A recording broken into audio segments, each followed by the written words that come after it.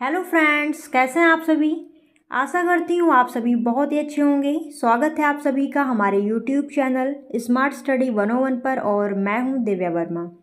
दोस्तों, आज की वीडियो में हम लोग फ्रांको कैंटाब्रियन क्षेत्र की कला को पढ़ने वाले हैं और अगर आप लोगों को ये वीडियो पसंद आती है, आपके लिए हेल्पफुल रहती है, तो प्लीज़ वीडियो को एक लाइक ज़रूर दीजिएगा और अपने साथियों के साथ में इसे शेयर भी कीजिएगा। और दोस्तों, हम आपकी सहायता करने के लिए टेलीग्राम चैनल पर भी उपलब्ध हैं, तो आप चाहें तो हमें वहां भी ज्वाइन कर सकते हैं, जिसकी लिंक मैं इस वीडियो के कमेंट बॉक्स में पिन कर दूंगी। तो चलिए, सबसे पहले हम लोग जानते हैं कि फ्रांको कैंटाब्रियन क्षेत्र क्या है। किस क्षेत्र को फ्रांको कैंटाब्रियन क्षेत्र कहा जाता है। फ्रांको कैंटाब्रियन क्षेत्र पुरातत्व और इतिहास में प्रयुक्त एक ऐसा शब्द है जिसका उपयोग दक्षिण पश्चिमी फ्रांस और उत्तरी स्पेन कैंटब्रिया में पुरापाषाण कालीन गुफा स्थलों के एक समूह से जुड़ी कला की शैली को संदर्भित करने के लिए किया जाता है। तो दक्षिण पश्चिमी फ्रांस और उत्तरी स्पेन की जो पुरापाषाण कालीन स्थल हैं, उनसे जुड़ी जो कला है उसे हम लोग फ्रांको कैंटाब्रियन क्षेत्र के अंतर्गत रखते हैं। गुफाओं की खोज। फ्रांको कैंटाब्रियन क्षेत्र में जो गुफाएं हमें देखने को मिली हैं, उनकी खोज कैसे हुई, चलिए देखते हैं। उत्तरी स्पेन तथा दक्षिणी पश्चिमी फ्रांस की कलात्मक गुफाओं का पता 19वीं सदी के अंत में चला था। इन गुफाओं में दीवारों तथा छतों पर अंकित चित्रों के रूप में हिमयुग तक की प्राचीन सामग्री सुरक्षित है। इन क्षेत्रों में अंकित पशुओं का अस्तित्व अब समाप्त हो चुका है, यानी कि इन क्षेत्रों में जो पशुओं के चित्र हमें देखने को मिलते हैं, उन पशुओं का अस्तित्व अब समाप्त हो चुका है। पहले वो पशु थे लेकिन अब नहीं रह गए हैं। जैसे कि डायनासोर हो गया, वो पहले के समय में था लेकिन अब हमें देखने को नहीं मिलता है।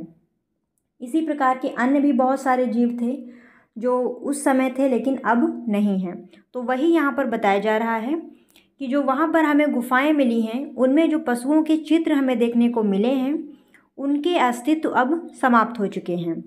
इनके अतिरिक्त इनमें अनेक उत्कीर्ण चित्र तथा विचित्र संकेताक्षर बने हुए हैं।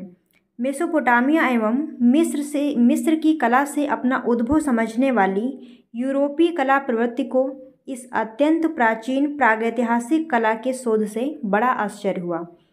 देखिए, जो आपकी पश्चिमी कला है, पहले ऐसा माना जाता था कि ये मेसोपोटामिया और मिस्र की कला का ही एक भाग है, लेकिन धीरे धीरे जैसे जैसे खोजें होती गईं, तब ये पता चला कि ये एक अलग कला है। फलतः इसे प्रमाणिक मानने के मार्ग में भी अनेक अवरोध आए। लगभग 25 वर्ष तक वाद विवाद चलने के उपरांत ही इस कला को प्रमाणिक स्वीकार किया गया। 1869 ईस्वी में अल्तामिरा गुफा के प्रवेश द्वार का पता एक शिकारी को लगा, जो उत्तरी स्पेन के सेंतिलाना देल मार नामक ग्राम के निकट एक जंगली चरागाह में भेड़ियों का शिकार कर रहा था। तो सबसे पहले अल्तामिरा गुफा के प्रवेश द्वार को किसने देखा? एक शिकारी ने। फिर 1879 ईस्वी में मार्सिलिनो दी सांतोला नामक एक व्यक्ति ने अल्तामिरा गुफा का उत्खनन आरंभ कराया, यानी उसकी खुदाई करवाई। सितंबर 1901 में हेनरी ब्रुइल, एल कैपिटन तथा डी पिरानी ने इजीज के निकट चित्र एवं उत्कीर्ण रेखाकृतियों से युक्त ला काम्बारेली नाम की एक अत्यंत समृद्ध गुफा का पता लगाया। आगे देखते हैं। इसके केवल एक ही सप्ताह पश्चात इन तीनों शोधकर्ताओं ने ला इजीज के निकट ही वेजर घाटी में फोंट दी गाम नामक गुफा को खोज निकाला। सन 1906 में सर्वाधिक पाषाणकालीन चित्र उपलब्ध हुए। इस वर्ष अल कैसिलो, कोवालानाज, गरगास व नियायो आदि गुफाओं में प्रसिद्ध एवं महत्वपूर्ण चित्रों की खोज हुई। 1914 ईस्वी में त्राइफेयर्स व 1940 में लास्को का पता चला। ये सभी गुफाएं हैं। सबसे पहले अल्तामिरा की खोज हुई थी, उसके बाद में और भी बहुत सारी गुफाओं की खोज हुई। तो यहाँ पर आप लोग ध्यान रखिए, इसमें कौन कौन सी गुफाएं हैं। पहली है अल्तामिरा, फिर ला काम्बारेली, उसके बाद में फोंट दी गाम और अल कैसिलो, कोवालानास, गरगास, नियायो, ट्राइफेयर्स और लास्को। ये सभी फ्रांको कैंताब्रियन क्षेत्र की गुफाएं हैं। यह समस्त फ्रांको कैंताब्रियन कला फ्रांस एवं स्पेन के कुछ निश्चित क्षेत्र से संबंधित है। कतिपय अपवादों को छोड़कर हिमयुग की यह समस्त कला प्रायः 3 क्षेत्रों से संबंधित है। पहला है दक्षिणी पश्चिमी फ्रांस डोरडोन तथा उसका निकटवर्ती क्षेत्र, दूसरा है दक्षिणी फ्रांस का पेरिनियन क्षेत्र और तीसरा है उत्तरी स्पेन का कैंताब्रियन क्षेत्र। तो इन सभी क्षेत्रों की कला को फ्रांको कैंताब्रियन क्षेत्र के अंतर्गत रखा जाता है। फ्रांको कैंताब्रियन क्षेत्र की गुफाओं में रंगीन अथवा उत्कीर्ण चित्रों की रचना भित्तियों पर ही हुई है। इन भित्तियों में प्रायः चूने वाला सफ़ेद पत्थर ही उपलब्ध हुआ है, यानी कि इन भित्तियों का निर्माण सफ़ेद चूने पत्थर से हुआ है। कुछ स्थानों पर अन्य प्रकार के पत्थर की भी गुफाएं हैं। अधिकतर गुफाएं सफ़ेद चूने पत्थर की हैं और कुछ गुफाएं अन्य प्रकार के पत्थर से भी निर्मित हैं। चूने पत्थर की शिलाओं द्वारा निर्मित इन गुफाओं में पानी अथवा सीलन के कारण चित्रों की ऊपरी सतह पर एक प्रकार का क्षार जमा हो गया है। कहीं कहीं इस क्षार की सतह बहुत मोटी भी है, जिसके आर पार चित्र दिखाई नहीं देते, किंतु इससे चित्रों की रक्षा भी हुई है। अब सोचिए, ये चित्र इतने ज़्यादा पुराने हैं, हिमयुग के टाइम के हैं, आज से लगभग 1000-1500 वर्ष पूर्व के। अगर आप किसी चीज़ को जैसे कैनवास वगैरह पे चित्र बनाते हैं, 2-3 साल के लिए छोड़ दीजिए, फिर देखिए उनकी हालत क्या होती है। और ये तो चित्र इतने ज़्यादा पुराने हैं, तो इन पर काई वगैरह सब जम गई है, जिससे कि ये चित्र हमें मतलब साफ दिखाई नहीं पड़ते हैं, धुंधले धुंधले दिखाई पड़ते हैं, लेकिन हमें स्पष्ट दिखाई नहीं पड़ते हैं। लास्को में जो गुफा चित्र हैं वह हिमयुग में ही उस समय तक की दीवार पर जमी हुई हल्की एवं चमकदार क्षारीय सतह पर चित्रित हैं। यानी कि उस समय दीवार पर जो हल्की हल्की काई वगैरह जम गई थी, उसी पर बनाए गए हैं।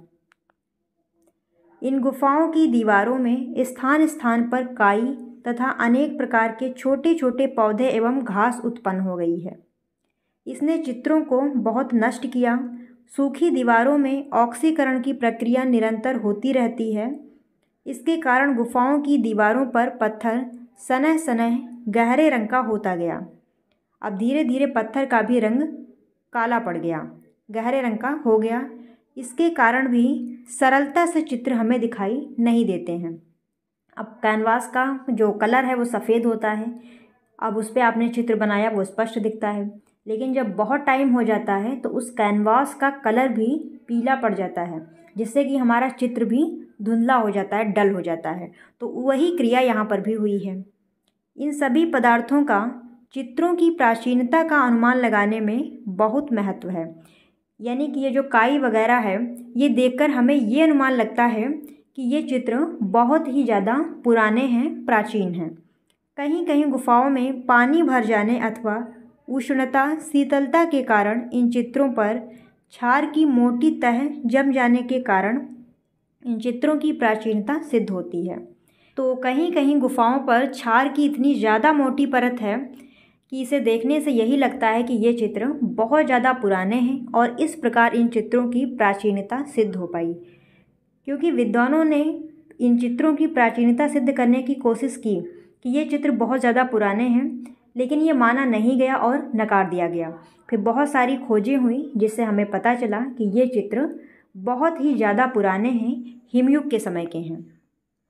इन चित्रों में जिन पशुओं का अंकन है उनकी जातियां अब लुप्त हो चुकी हैं और यूरोप भर में कहीं नहीं मिलती, जैसे बारहसिंघा रेंडियर, हाथी मैमथ, गैंडा, राइनोसैरोस, कस्तूरी वृषभ, मस्कॉक्स, महिष, बाइसन। तो ये ऐसे जीव हैं जिनकी प्रजातियां अब लुप्त हो चुकी हैं, हमें देखने को नहीं मिलती हैं। तथा पश्चिमी एशिया में मिलने वाला सैंगा हिरन आदि इसी प्रकार के जीव हैं जो फ्रांको कैंताब्रियन क्षेत्र में निश्चित रूप से हिमयुग के अंतिम चरणों में रहते थे। ऐसा माना जाता है कि ये जानवर हिमयुग के समय के हैं जो अब लुप्त हो चुके हैं। अतः इन्हें अंकित करने वाली कला भी इसी युग की मानी जानी चाहिए, अर्थात इसका आरंभ अंतिम हिमयुग में माना जाना चाहिए। जिसकी समाप्ति लगभग 10,000 वर्ष ईस्वी पूर्व में हुई थी। इन गुफाओं में तत्कालीन अथवा परवर्ती युग के उपकरण एवं इन चित्रों की सतह पर पुनः बने हुए चित्र भी इनके काल निर्धारण में बहुत सहायक हैं। तो ऐसा माना जाता है कि ये जो जानवर गुफाओं पर अंकित किए गए हैं ये हिमयुग के समय के हैं और इसीलिए इस कला को भी हिमयुग के समय का ही माना जाना चाहिए, क्योंकि अब किसी चीज़ को आप तभी अंकित करेंगे जब आप उसको देखेंगे। तो ये जानवर हिमयुग के समय में होते होंगे, तभी ये चित्र गुफाओं पर हमें देखने को मिले हैं। उपकरण तथा तकनीकी। अब हम लोग पढ़ेंगे कि ये जो चित्र हैं, इतने पुराने चित्र हैं, प्राचीन चित्र हैं, इनका निर्माण कैसे किया गया होगा, किस प्रकार से ये चित्र बनाए जाते थे, इनमें कौन से रंगों का प्रयोग किया जाता था। ठीक है, तो सारा कुछ यहाँ पर आप लोगों को बताया जाएगा। यह चित्र प्रायः गुफाओं के प्रवेश द्वारों से बहुत अंधेरे और भीतरी भागों में अंकित हैं, यानी गुफाओं के बहुत अंदर जाकर आपको ये चित्र देखने को मिलेंगे। गुफाओं के मार्ग अंदर से बहुत टेढ़े मेढ़े हैं। कुछ गुफाओं में प्रवेश करने हेतु प्रकाश एवं रस्सी की भी आवश्यकता रहती है, कहीं कहीं सीढ़ी की भी आवश्यकता रहती है। लामाउथ की गुफा में एक कुप्पी मिली है जिससे गुफावासी मनुष्य का दीपक माना जा सकता है।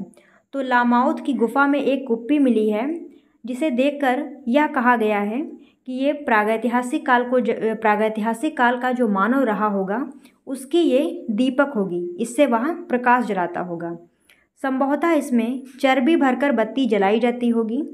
संभवतः मसाले का भी प्रयोग होता था क्योंकि गुफाओं में कोयले के अवशेष मिले हैं। तो देखिए यहाँ पर सारी चीज़ों का केवल अनुमान लगाया गया है कि वह ऐसे काम करता होगा। अब हम लोगों ने वहाँ पर कैमरे तो लगा नहीं रखे थे कि सारी चीज़ें रिकॉर्ड हो गई और हमने बता दिया। तो जो चीज़ें वहाँ से मिली हैं उन्हें देखकर केवल हम अनुमान लगा सकते हैं कि प्रागैतिहासिक काल का मानव इस चीज़ का उपयोग इस काम में करता होगा। क्लियर है? किसी भी चीज़ को हम स्पष्ट नहीं कह सकते हैं। आगे देखिए, हिमयुग की कला में उपकरणों एवं तकनीक की विविधता उपलब्ध है।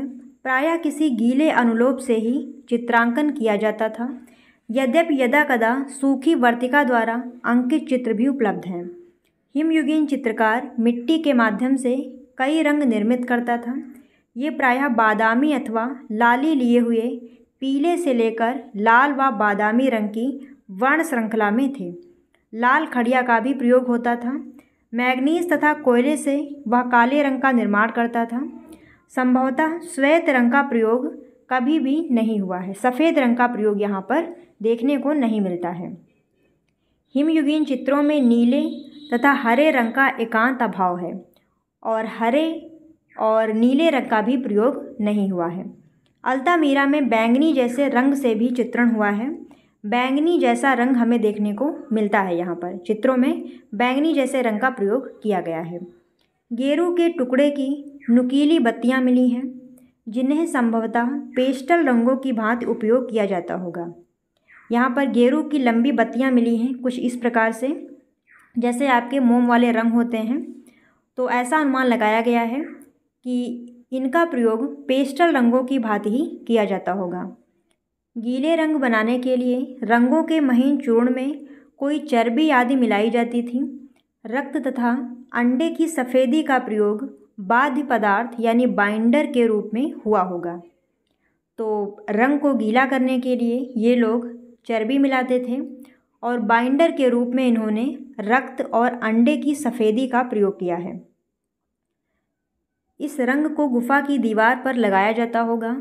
अंगुलियों, टहनियों अथवा पंखों की तूलिका से कार्य किया जाता होगा।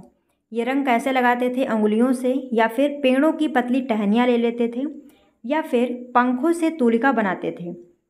कभी कभी रंग को मुख में भरकर स्प्रे की भांति फूंका जाता था जिससे भित्ति पर छोटे छोटे बिंदु बन जाते थे।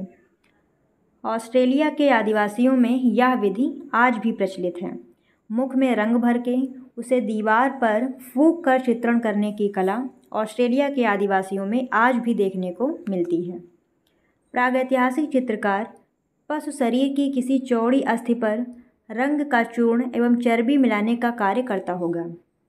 प्रागैतिहासिक काल का जो चित्रकार था वह रंगों को कैसे मिलाता था? तो किसी पशु की चौड़ी हड्डी लेता था और उसी में रंग और चर्बी मिलाने का कार्य करता था। जैसे आप लोग पैलेट का इस्तेमाल करते हैं रंगों को घोलने के लिए, वैसे ये लोग जानवरों की किसी चौड़ी अस्थि का यानी हड्डी का प्रयोग करते थे। पशुओं के बाल अथवा कोमल पंख हड्डी के टुकड़े में लगाकर तूलिका बनाई जाती थी। तूलिका यानी कि ब्रश। और प्रागैतिहासिक चित्रों में रेखा इतनी बारीक है कि बिना तूलिका के उसको बनाया जाना असंभव है। इतनी बारीक लाइनें बनाई गई हैं कि इन्हें बिना तूलिका के यानी बिना ब्रश के बनाया जाना असंभव है। गुफा की दीवार का धरातल चर्बी तथा तेल से चिकना करके उस पर खनिज रंग का चूर्ण हाथ से अथवा फूंक कर लगाया जाता था, जो दीवार के चिकने धरातल से चिपक जाता था। रंग मुंह में हड्डियों में भरकर फूंका जाता था। लास्को में रंग वास्तव में चर्बी मिलाकर लगाए गए हैं। लास्को एक गुफा है, तो इसमें जो हमें चित्र मिले हैं तो ऐसा माना जाता है कि इन चित्रों में वास्तव में रंगों में चर्बी मिलाकर ही लगाया गया है, जिन्हें लगाने से पूर्व खूब घोटकर बारीक और मुलायम कर लिया जाता था।